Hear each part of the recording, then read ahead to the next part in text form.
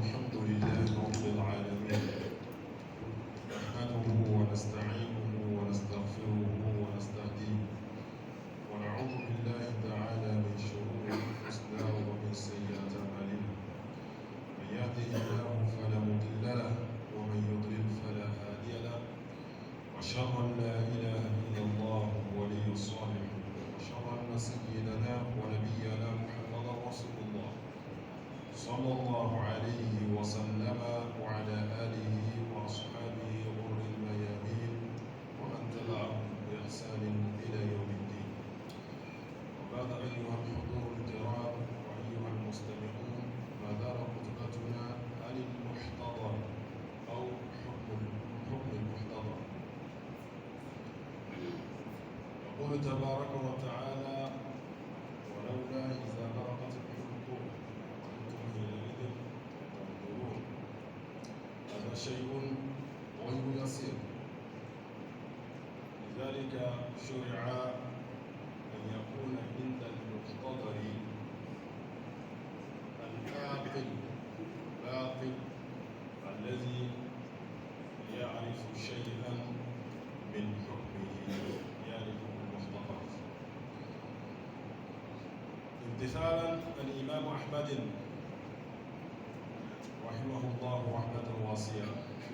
في محتضره ابن الطائب الإمام أحمد يقول له: يا أبتي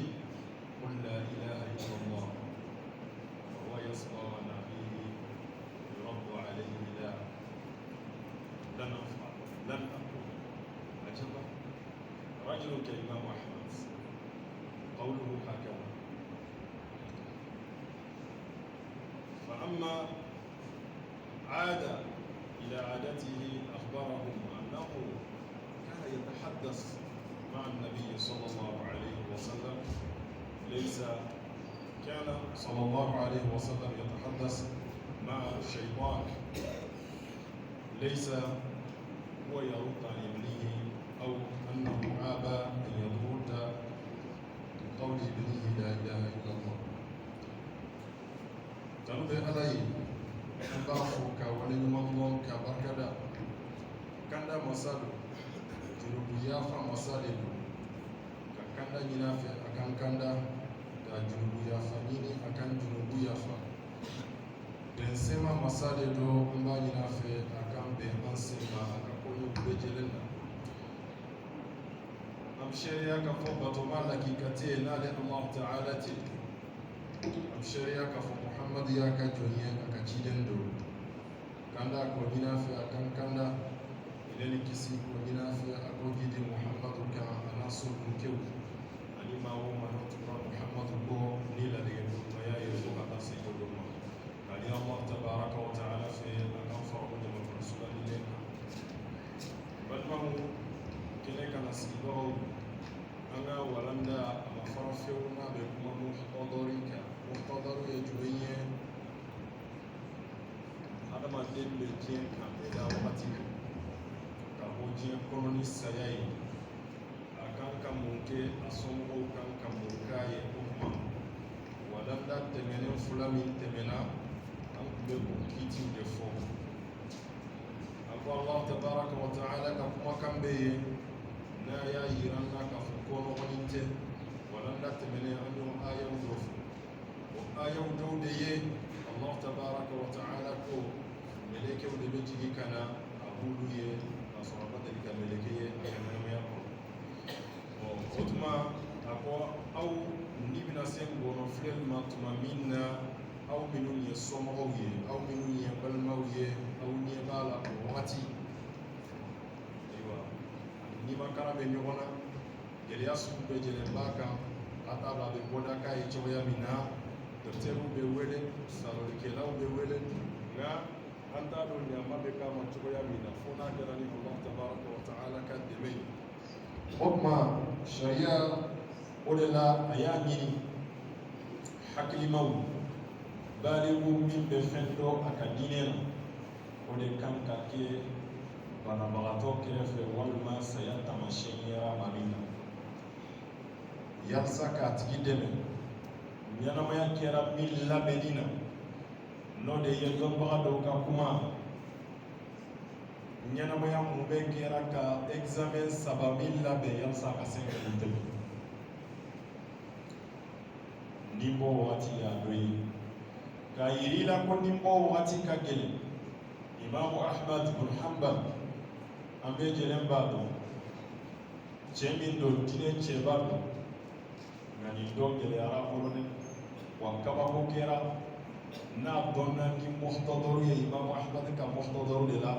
ka kɔn ɲɛ mɔgɔw kun t'o lahalaya dɔn k'o bɛ kɛ saya ɲɛbilaw la o ye jumɛn ye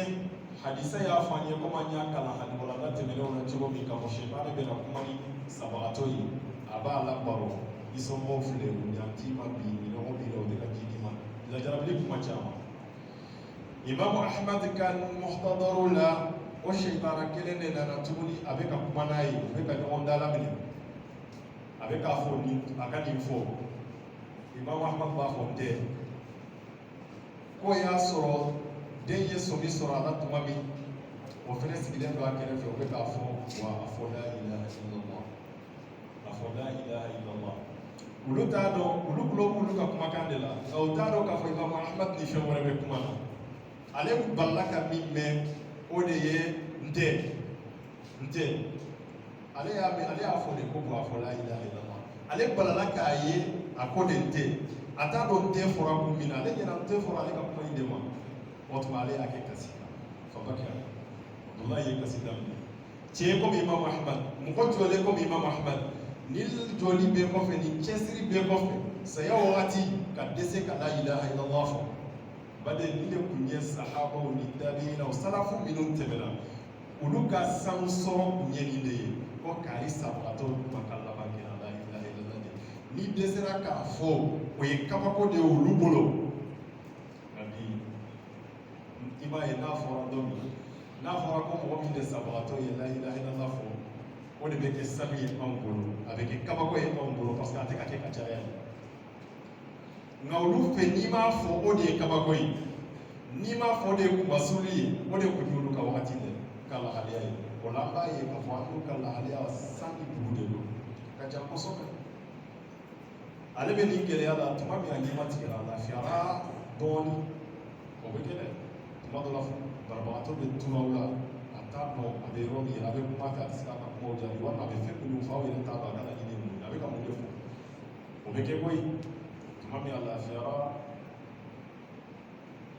a ye den ye kasi la fasa'alahu a y'a ɲininka mun de y'i bila kasi la i bɛ kasi mun de la saya wa o balali la wa a ye n ko saya de kɔnɔ k'an b'a la k'i k'a fɔ la ilaha illallah i bɛ k'a fɔ de o i tɛ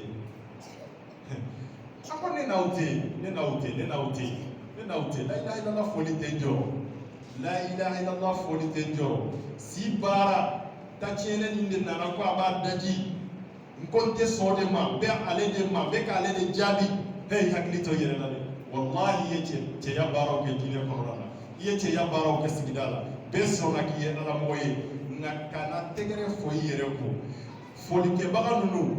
u ka madɔgɔ ninnu ka n'i malasa u y'i fɔ k'i tanu ni tanukan minnu ye o ka n'i malasa k'i sɔn i yɛrɛ ye koyi wagati laban bɛɛ dɛ o wagati de ka gɛlɛn ni wagati bɛɛ lajɛlen ye an bɛ Alahu tabaraka wa ta'ala de deli labanko ɲumanya na o de kama Alakira kun b'a fɔ Allahumma inna nas'aluka al-husna fi akhirati umurina kulliha ɲumanya ɲɛ an b'o de ɲini fɛ an ka ko ninnu bɛɛ lajɛlen k'u cɛ ni hɛrɛ ye an b'o de ɲini fɛ Alakira kun kɛra sallallahu alaihi wa sallam a bɛ nin de fɔ wa kɛlima naani min fɛnɛ dira ko hadamaden ka Allah tabaraka wa ta'ala deli n'a ye sujudu la walima k'a k'i ka seli kumakan laban ye a kumakan naani u bɛ tali kɛ fɛn min na o ye nin de ye laban ko ɲumanya k'a ɲini Allah tabaraka wa ta'ala fɛ ko n'u bɛ kun kɛ cogo min an t'a dɔn dɛ an bɛ Allah tabaraka wa ta'ala deli ala ka faamu ko ɲuman di an ma o la laban ko ɲumanya a bɛ Allah ta'ala de bolo an kɔnɔ o y'an ye wala da tɛmɛnen an kun y'a fɔ ni su n'a sera ni taamasiyɛn ninnu nana ye a la fɔlɔ min t'a la o de ye ka hakili latigɛ i b'a ɲɛfɔ wala da tɛmɛnen la cogo min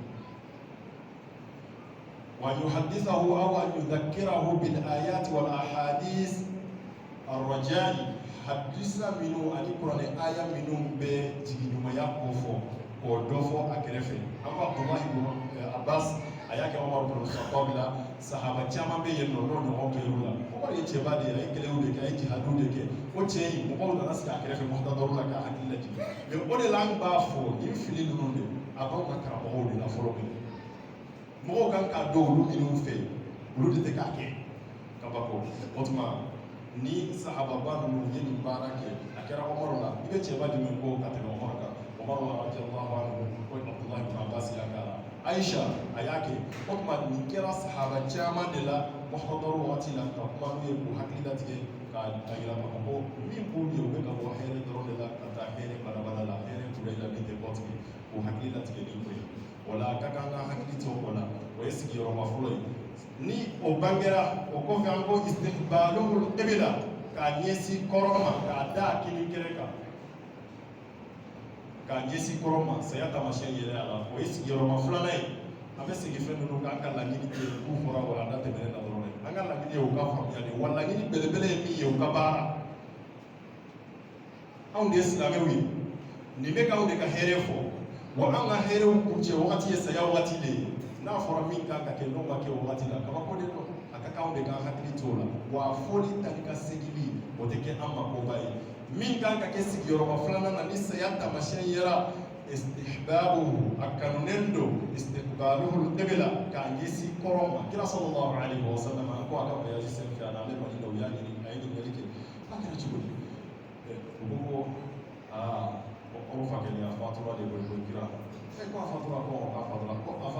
a fatutɔ y'a sara an na ko k'a ɲɛsin kɔrɔ ma qala sallallahu alaihi wa sallam asabahul fitra a ye fitra sɔrɔ ala ka laɲini yɛrɛ yɛrɛ a y'o de sɔrɔ o tuma nin b'a yira kira sallallahu alaihi wa sallam ko nin ka a y'a ɲini an fɛ fɛnɛ de a ka kɛ o tuma i hakili to a la k'a tigilamɔgɔ ɲɛsin kɔrɔ fɛ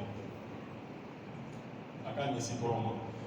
an ka walanda tɛmɛnen an kun jɔra yɔrɔ min na o de ye saya wagati an bɛɛ b'a dɔn min bɛ kɛ o de ye kasi ye kasi alakira sallallahu alaihi wa sallam ale yɛrɛ kasira Anas ka hadisa la ani hadisa wɛrɛw Usman fɔ o kabakoyara ma atabki ya Rasulullah wa anta aidan e yɛrɛ ba ko kira e de bɛ kasi ala la wa ana ayi ne kun ne be kasi innahu rahma ni kasi min fulani ne hinede Allah tabaraka wa ta'ala min do musulman depuis pour hadaru watila kasi bese kake sayata mashiya wira kasi bese kake susomo fe sharia tuje la kikola ate kumoke ni saya kera kaba kasi fene bashitala mino beta sanga bonda la kata jela kili ke kaba kelen tesali na mo ke mekani fene kana mo jela ki kwa kasrane sharia mo do itale wale kama ngafiko kitabu tilu basebe wala basabil buka baste kasila illa ijija ni yoro de kala yeteta dan teme kadaka mo minu ben dan de balakra o grupu nani ayulu tike ka bosna ko dale ako laysa minna mo gote aw doye mami ye ko bushi matando ye mami ye bogote matando ye minya ka fili fara ka bwa kana matando ye mami ye dogini dalaw de wele kana ube kasini dogini dai kasini dogini da abe saka kasi de la nga abe ka ma wore de jogi sigi kono abe ka ma wore de jogi kabla kono abe ka ma wore de ila kulu te foye ka ande kunya be jere ye wasube kinyangata nini kasi suya de ye kona kunya so na kunya soro ayere kumbo sugu fe walma ya sara nai fausi abe ay kasi de aw kataba mu'tibat alayri dia sebe ko ni mu'tibat ni ne sara ibe ni fo ne de ni ne de ko je ba ta sobra alayri de sara kana do mo dani oye asale ko fe o kasi de kala ko abi ni ngata ni su ye ji o su de ni ngata oye na e ka bara kunte ibe sara wala nai isara ibe na so mo katigele o ni uye ni bara indeke ko ni de kabla ta alai uye ni bara indeke ko ni de uluka shiai ni de uluka koe ma tese ko balala uzma kote ala kola o turumu ko de segi bale o de kama Aisha tuba ay kuma yimme sunya natali Omar be ka kuma ilakali abu rahimallahu Umar ala ka hine Omar la subede nyanga tali kashire asorna ka wala hadisa kono hadisa mi Bukhari ya fo ko sika fo itala sube nyanga tali kasimi na ya sawa ina tagala ne kullu walma kunye sankara de sebe kuga ke choya kira sallallahu alaihi wasallam fa musallallahu alaihi wa sallam ayini defo Omari bade o anka biri e kan lillahi abeka Umar ibn Nasra aka kuma abeka Umar ka kuma contradicte ka defo mo wi ba Umar yemi fo amala kra ta e so aya fo ni tuni rahimahullah ala ka hinala ala ka yafa aw ta be chawati nyɔgɔn lakari ka ɲɔgɔn buruja ka diinɛ tila ka kɛ partiw ye jamana kama la hawla wala quwwata illa billah ni ye nin hadisa kalali ladiriya ye yala e b'a dɔn ko Umaru filila walima a ma fili i b'a faamuya kɛ naam manahilul aslali lajɛ a ye nin fɔ Aisha ka hadisa in sɛbɛn tuma min a ye hadisa fila in bɛɛ sɛbɛn mun de la an bɛ kitabu minnu kalan dɔnnibagaw ladiriyara an minnu b'u kalan k'u kɔrɔfɔ an ma ladiriya nin fɛnɛ kabako bɛ ne la min bɛ arrangé dɔrɔn ko hakili de ta min bɛ ka taabolo suteli ko kilenni de ta kitabutigi ye jaabi fila in bɛ don a kɔrɔ ye kabako de don o tuma ko Aisha ka nin kumakan in o de bɛ sira sɔrɔ ko parce que Ala ko wala tadribu wadiratan wizra ukhra Allah tabaraka wa ta'ala ko hadamaden dɔ wɛrɛ e ma mɔgɔw bilasira ni min ye i ma mɔgɔw dege min na i ma mɔgɔw i min sara o la ni fɛn min ye n'u y'o k'i la ko kungo o kɔlɔlɔ Ala tɛ minɛ n'o ye o tɛ yɛlɛ i kan ko madama o kumakan bɛ kuranɛ kɔnɔ Aisha ka nin kumakan in o de bɛ ta ka Umaru ta in to yen e m'a ye hali kitabutigi ma Umaru lagosi mais an bɛ nin dɔnnibaga sugu an b'u jaabi cogo di kabako Allah tabaraka wa ta'ala ka ɲin'a fɛ a ka faamuko ɲuman di an ma an ka diinɛ kɔnɔna na o tuma kitabutigi sɔrɔla k'a sɛbɛn e min ye dutigi ye i hakili to i yɛrɛ la dɛ Alakira a ye balili kɛ nin kasi modèle min na e yɛrɛ ka du kɔnɔ i ɲɛ b'a la a bɛ ka kɛ i ma balili kɛ i ma foyi kɛ i ma inkaru i ma kangaridaw ye ko a man kan tɛ ka kɛ u bɛ sigi u bɛ nin kasi sugu kɛ i ka so kɔnɔ i ma foyi bɔ a la ni sara dɔ min n'o y'a kɛ k'i b'a kungo sɔrɔ de ko ka d'a ka kira ko kullukum ra'in wa kullukum mas'ulun an ra'iyati aw bɛɛ lajɛlen ye gɛgɛlikɛlaw de ye aw bɛ ɲininka a ka fɛn gɛgɛtaw la minnu aw kun kan k'u kɔlɔsi aw de bɛ don ni haramu cɛ aw de b'u yamaruya u ka ɲuman kɛ aw de b'a fɔ u ka juguman to ni e m'i jɔyɔrɔ fa o la ni ɲagata ko nana i b'i nin yɔrɔ ta o la ala ka faamu ko ɲuman d'a ma wa ko min ka ɲi habsu nafs ni balawu ni cunna i kan kasi saya ye balawu de masiba de don Allah ta'ala y'a fɔ an ye Maïda la wala n'a tɛmɛna an kun y'a kun tigɛ asabatkum musibatul maut saya musiba de y'aw sɔrɔ ala yɛrɛ y'a wele musiba ye n'o ɲɔgɔn nana ko n'a gɛlɛya ni senna k'i muɲu ka sabali o de ka bon ni kasi ye hali n'a y'a sɔrɔ fɛn t'i ka kasi la kasi min kɛra ni dumɔ ni ɲɛjibɔ ye ɲɛjibɔ kasi fɛn t'a la nka n'i senna k'i yɛrɛ minɛ i ma kasi ko de ka fisa n'a ye fɛnɛ kada Allah tabaraka wa ta'ala ka Qur'ani ayeka Allah tabaraka wa ta'ala ka Qur'ani kono wa bashir as-sabir ay sabali ke bagaw dala fiye de jonu de sabali bagaw ye dala allazina idha asabatuhum musibatun qalu inna lillahi wa inna ilayhi raji'un ma bino ni musiba ko yuso an ko ala ire se ya wele musiba yi ala ko ni musiba ko ye ma bino so rubu kanto ayere ye ala ta ye wo janko an bolo fɛn ala sago b'anw yɛrɛ la o kuma tɛ an den ma ala sago b'an yɛrɛ la o kuma tɛ an fa ma ala sago b'an yɛrɛ la o kuma tɛ an ba ma ala sago b'an yɛrɛ la o kuma tɛ an furu ɲɔgɔn ma ala sago b'an yɛrɛ la o kuma tɛ an bolola nafolo ma maa min y'o kuma fɔ Allah tabaraka wa ta'ala a ye hɛrɛ bila ninnu de ye n baden nin ye jɔyɔrɔ ye i bɛ ka dusu kasi fɛn min fara ɲɔgɔnya la i n'a kasi bɛ ɲɔgɔn na ala ye occasion d'i ma ni e yɛrɛ ka cɛsiri ye n'i bɛ se k'a remplacer hadisa la min nana Bukhari kɔnɔ aw Imam Maliki ni Muslim ye min fɔ u fila bɛɛ bɛ yen Umu Salama ko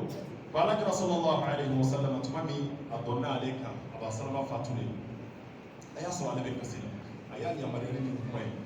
ko inna lillahi wa inna ilayhi raji'un a fɔ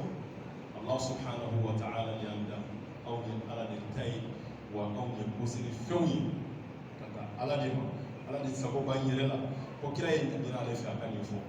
a sɔrɔla k'a fɔ ale ye tuguni ko n'a fɔ Allahumma utigi ala ajirni n sara fi musibati na ni musiba nin na n sara ala de ala a kɛ mabaraji ye dɛ ala ni masiba min ye ne sɔrɔ ni kasara min ye ne sɔrɔ ni dusukasi min ye n sɔrɔ a kɛ ma hɛrɛ ye sara di ma ala wa akhlif bi khayran min ika anora fale ne ni fenye min ka fisa n'a ye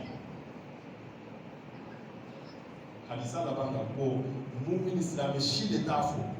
silamɛ si t'a fɔ ala ka fɛn d'i ma min ka fisa ni fɛn min bɔra i bolo a ye misali ta yɛrɛ bakun na sahabaw n'aw tɛ kelen ye salafu kalahaliya n'aw tɛ kelen ye a ye misali ta ale yɛrɛ bakun na a ko kira ye nin don ale da yɔrɔ min ale y'a fɔ ala ye ala kira yɛrɛ de yamariya ko a fu de a ta a tun bɛ kasi la cɛ min nɔfɛ n'o ye Aba Salama ye ale ala kira bɛ suma wa cɛ jumɛn de ni ala kira bɛ suma sallallahu alaihi wa sallam cɛ jumɛn n'a bɛ suma o tuma ninnu de lakikaw ye sokoɲɔw baaraw bɛ kɛ tan de sariya y'a ɲini tan de an dun bɛ taa su di ala ma ka k'an ka hakili to a la dɛ sariya y'a ɲini cogo min anw sen banna dabali de banna o de kama fatura o kama a bɛ hinɛ sɔrɔ sira minnu fɛ an k'o siraw tagama o de b'a lafiya o de ye hɛrɛ ye a ma an bɛ Ala tabaraka wa ta'ala de la ka fɔ ko ɲuman na kabako ye min ye sariya ye minnu fɔ k'olu walawala k'u faranfasiya i tɛ kɛlɛ ye ninnu nɔfɛ i tɛ mankan ye ninnu nɔfɛ i tɛ woyo ye ninnu nɔfɛ i bɛ woyo ni mankan ye fɛn minnu nɔfɛ minnu kanuna dɔnnibaga dɔw fɛ i ko anw fɛ Yasin kala su kunyanfan na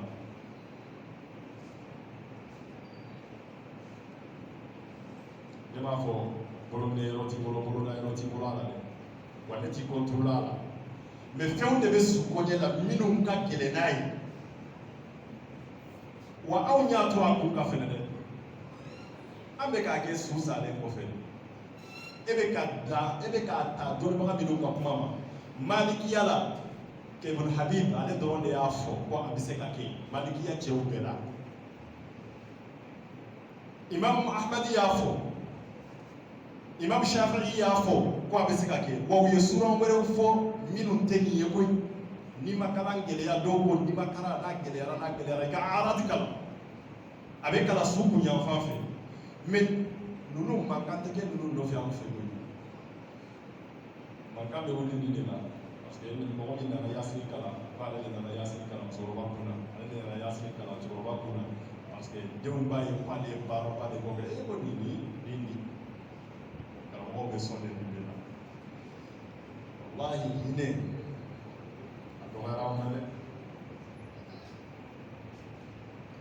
anw bɛ ɲɔgɔn degun wagati sariya ko i ka dɛmɛ wagati min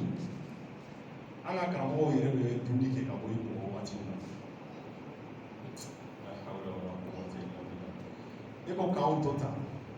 an bɛ se ka kɛ sababu ye ka silamɛya kanu don mɔgɔ wɛrɛ la ne kɔni m'a sira ye e ka muamala i ka baara ɲɔgɔnya de sababuya la silamɛya nege ka don mɔgɔ wɛrɛ la ne kɔni man kan ni lahalaya ye ko a bɛ se ka kɛ ani ɲɛji bɛ ɲɔgɔn na ko a fan fan fɔlɔ lagosili tɛ tuma dɔw la janazaw bɛ kɛ anw fɛ yan nɔ nin subɔɲɛ musakaw fɛn minnu kan ka kɛ tuma dɔw la u tɛ sɔrɔ mɔgɔ wɛrɛw de bɛ n'u bɛɛ kɛ ne y'a dɔ kɛ lamɔgɔw ala k'u sara sanga fɔ baaraw banna janazaw baaraw bannen u ye fɔli d'a ma ko ka mɔgɔw fɔ tellement ko in balala mɔgɔw ninnu na musokɔrɔba kun b'a denmuso de bolo mɔgɔ t'a bolo ka foyi foyi kɛ den cɛmannin kelen a t'a bolo min bɛ se k'a dɛmɛ ka hali ka taa mobili kiriki dɔ la sigiɲɔgɔn dɔ de ye banabagatɔ in ta ka mobili kɔnɔ u taara dɔgɔtɔrɔso la furakɛli min kan ka kɛ ale de y'o wari sara ka subɔɲɛ baaraw bɛɛ kɛ u nana bana ma k'u kan a kɛra saya ye mais a y'a recharger ko in daminɛ na cogo min a nana ko bɛɛ lajɛlen laban ta o cogoya de la ka d'a kan muso in fɛnɛ muso denmisɛn de don a cɛ fatulen fɛnɛ don la hawla wala quwwata illa billah tuma dɔ la nin kabakow bɛ kɛ dɛ mais n'i ma nin tigilamɔgɔ ka lahalaya jateminɛ ka ko nin ko ninnu nin waatew ninnu ka kɛ n'a kow kɛra dɔw bɛ hakili tɛ se k'a ye wa olu yɛrɛ hakili u ja tɛ jɔ e la fɛnɛ ka gɛrɛ e la k'a ɲɛf'i ye a ka kan ka ɲɔgɔn station dɔ sigi la dɛ ne la ka kuma dɔ bɛ an ka cɛkɔrɔba la yan ko a bɛ dɔgɔtɔrɔba ko anw ta ko dutigi b'a to dumuni de la a bɛ yɛlɛ ko a b'a fɔ ko a fɔ il paraît que ko so dumuni ma tobi yen fɛ la hawla wala quwwata illa billah ala ka faamu ko ɲuman d'an ma o tuma nin baara ninnu an ka hakili to o la tuma dɔw la o bɛ se ka kɛ mɔgɔ dɔw fɛ a kungow yɛrɛ a dépense ninnu t'u bolo o wagatiw de ye ko karamɔgɔw fɛnɛ ka dumuni wagati ye walahi nin ma dɔn silamɛya ma dɔn ni ye nin ma dɔn silamɛya la dɛ an ka Alahu tabaraka wa taala deli an ka faamu ko ɲuman d'an ma o la k'a f'i ye k'a jɛya yaasini kalanni sun kan a fɔra dɔnnibaga dɔw fɛ u y'a fɔ ka da min kan hadisaw yɛrɛ nana koyi a hadisa mushkila kɛra min ye minnu ye hadisa sɛbɛn kitabuw kɔnɔ a bɛ sunanu kubura a bɛ y'a sɛbɛn u ma dɔn ye fufu a la koyi ko cɛ fila de b'a la wajibolu de don u t'u tigiw dɔn hadisaw bɛ bila mɔgɔw de la ka na mais o mɔgɔ fila in dɔnnen tɛ yala o bɛ se ka kɛ fini ye hadisa in na o tɛ se ka kɛ fini la ne t'i la gosi k'i y'a kalan nka n bɛ min f'i ye a kɛ olu y'a fɔ cogo min na ani n'i ma kalan bɛ ɲɔgɔn na e de kan ka sigi a kɛrɛfɛ a kan ka kalan wagati de su salen kɔfɛ a bɛ bolokari kɔnɔ a ye mobili jɔ a ye mobili jɔ a ye mɔgɔw lajigin o kɛra ne yɛrɛ la sen caman ka mobili lajɔ u ka yasiri kalan wele ka na a kana ka taa yasiri kalan kɔrɔ yen o ko a b'a sisan yala y'a kɛ cogo min a kɛra ten de a fɔra ten de o ala ka faamu ko ɲuman di an ma أقول قولي هذا واستغفر الله جل وعلا ولكم ولسائر المسلمين من كل ذنب فاستغفروه